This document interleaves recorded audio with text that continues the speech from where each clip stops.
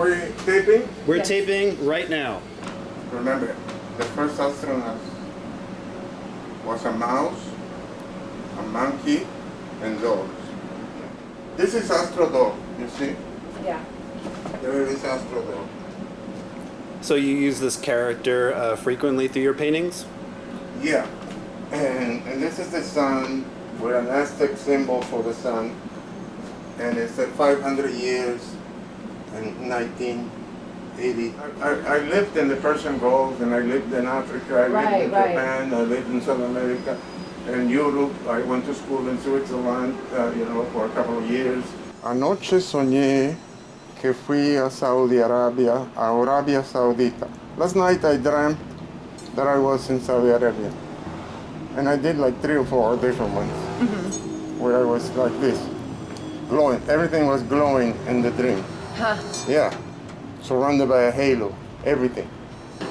This one is the invasion of Tibet by the Chinese army.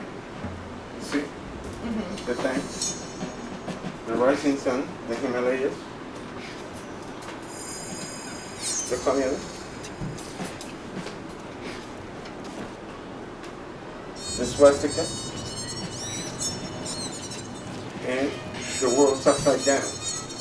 They're at the top of the world. So the rivers of blood come in, and everything has become topsy-turvy. Yeah. You can, any of my paintings are painted that you can look at it from the 4 directions. My technique is called suspension of judgment. What that means is we're always saying, oh, that's good, oh, that's bad, oh, those are value judgments that you're always attaching to what you're perceiving, okay? In this case, you have to suspend the judgment to see what's before you decide, oh, that's that, and that's not that, okay? So where were you born in Mexico? In Guadalajara. My mother was from Texas, my father was from Spain. Controversial because most of my paintings are light. You see? And this is the first And this one. is dark, and it has this black core border, and it's kind of dark. It has a lot of dust too. The thing is that, you see, when you do something, anything, the first thing that appears before you is what's called FUD. Fear, uncertainty, and doubt. So that will, you're going here, and then you broke it. You see? You now are doing some intellectual thing. I should put red with white over here and over there. That's garbage. Right. Overthinking. You know, that's garbage because better go in the market. There's more money in the market than intellectual painting, okay? I was part of a militia in Mexico, in the west coast of Mexico, and I was in love with the guns, but I didn't even know that they were like to the right of the right wing. I didn't know that, okay? I was just there for the shooting, and I grew up as a hunter. My father was a hunter, and it took me a while until my revert to get rid of the guns.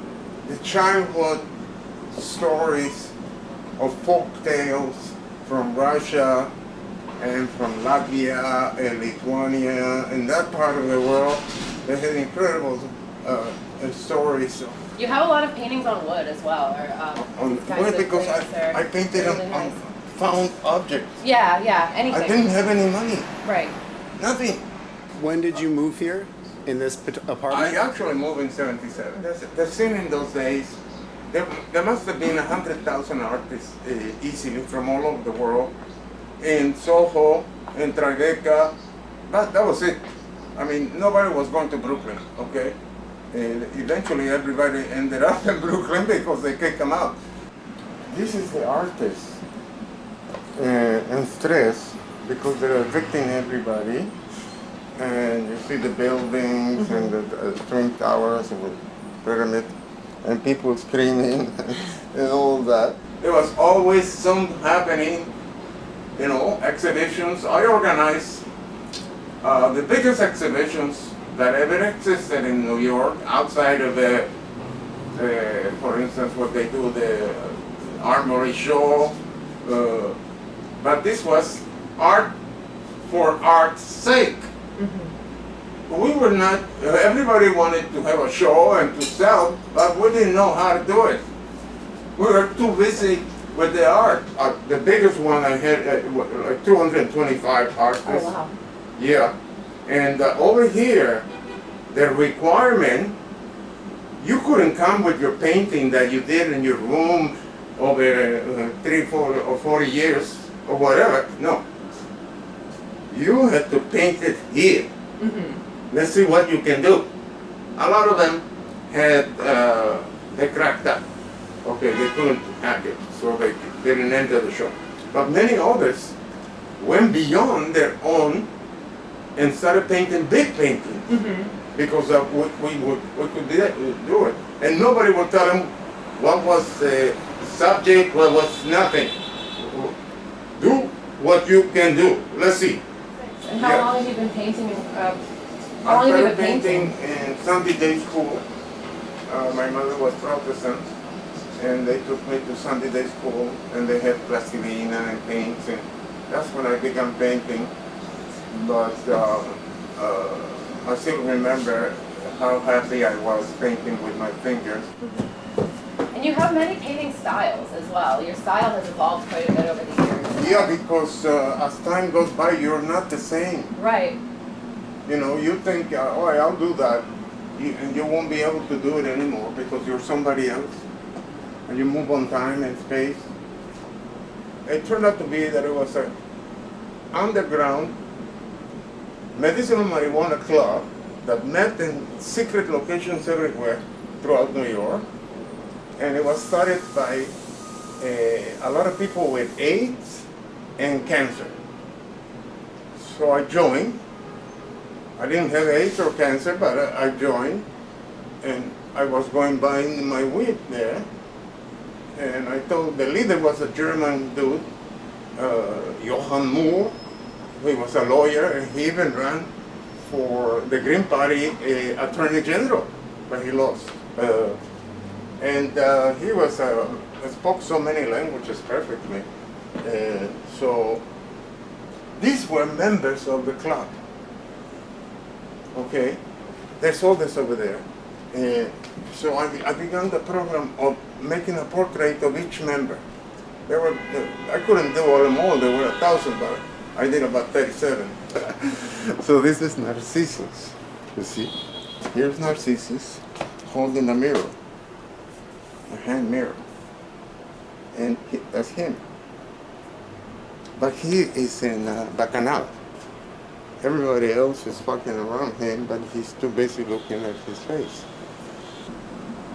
I cover the canvas with gesso, thick. And then, either with a finger or a pencil or a piece of wood, I began to draw. And everything's one line.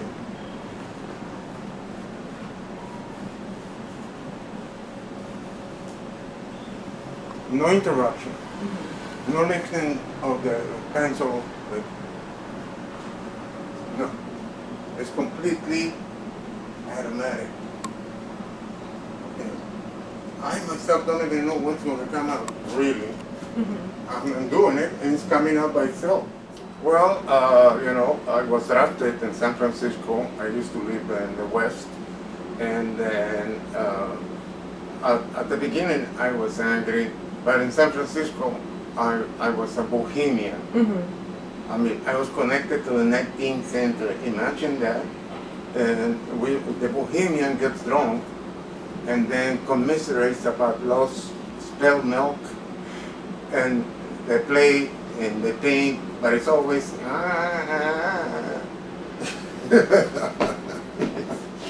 When did you have this experience where you changed? What age were you? It was in April 27, 1969. I was able to find Buddha and I listened to the mantra, it blew me away. I said, this is what I need to organize my brain, because it's fucked up, you know? And so I began with the mantra, 100%. And I was reborn in Mount Fuji, Japan, in a monastery. And the thing is that the voice said to me, get up, go in the street. And I went in the street, there was nothing. It was dark. And while I was there, the sun began to rise. And I understood why the Japanese have the sun and the flag like this. Because from the mountain you could see the sun occupy the whole space. It was like an orange ball. And some kind of energy hit me, and I said, oh, I'm connected to the main cable now. And the voice said, if you want to get out of Asia, you must reach New York before sundown. So I got to New York, and it was April 27, and by September 19, I quit my job, abandoned my car in the streets, and I was at Columbia University. Tabula rasa, as if I had not lived, you know. And I stayed there 10 years. I'm an anthropologist, and I have an MFA in cinematography. And I took every credit they gave. I had like over 400 credits, okay? Enough for several PhDs. But it was not, I'm not an academic, okay? But it was a wonderful time. When Buddha freed me, that meant that the tube of creativity was open. So that's the connection with the so-called subconscious. And whatever you don't know that you got, you know. And so the thing just comes out. Yeah. Yeah. Yeah. Without impediment, because there is a suspension of judgment.